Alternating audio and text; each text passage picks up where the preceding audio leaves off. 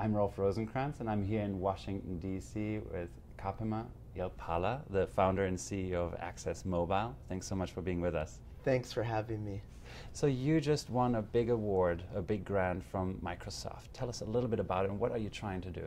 That's right. So Access.mobile is a company I founded in 2011.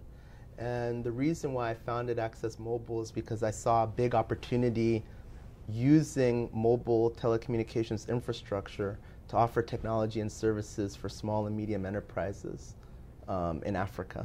Microsoft in early 2013 launched its first formal corporate initiative in Africa called the 4Afrika initiative.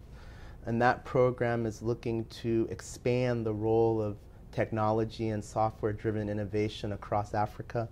They want to support companies that are building solutions that help SMEs. They want to help train software developers.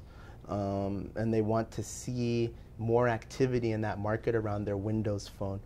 And so when they saw Access.mobile and the work we were doing, particularly around the SME sector and health, and now we've expanded into other areas, they thought it was a unique model. And so as a part of this grant we won through Microsoft Ventures, we received financing, but then also we received mentorship and support from something called Microsoft Center of Excellence. And through that Center of Excellence, my Africa-based software development team and my local staff can get world-class training and support that we believe is going to help us expand our model in East Africa.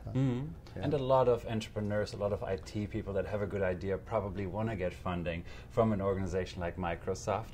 So what do you think helped you win this grant? What are some of the tips that you would have specifically of this particular grant, but maybe also other grants in general? Right. So look, it's been a tough journey, and I think most entrepreneurs will tell you it's not easy. So I've been very fortunate to have friends and family who have invested in this company from when I first seeded the idea.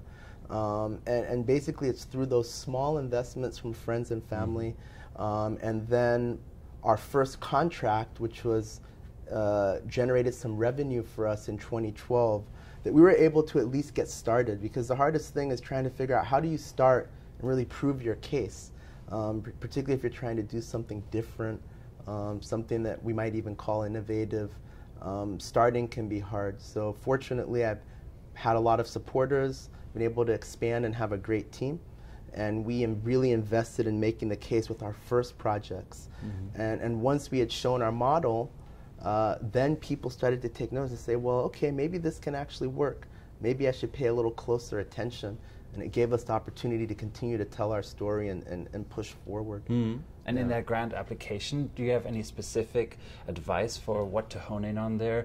You know, how do you make your case? Sometimes you don't really have such a big proof of concept yet. Right. So I think it's about being honest about what you want to achieve, your assumptions going into trying to address a challenge, and where you come out the other side. So I'll tell you, like with anything we've started, we've always ended up in a different place.